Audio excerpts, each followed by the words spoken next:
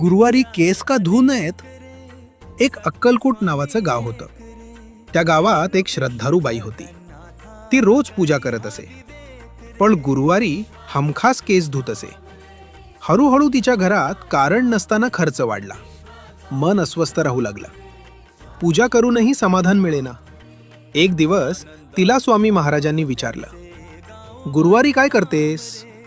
ती म्हणाली, सगळं, अगदी केसही धुते. स्वामी हसले आणि म्हणाले, गुरुवार हा गुरुचा दिवस आहे.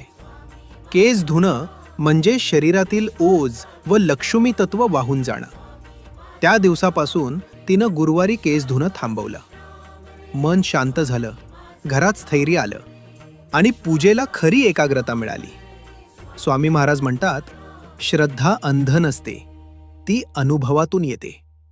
अशा माहितीपूर्ण कथा ऐकण्यासाठी व्हिडिओला लाईक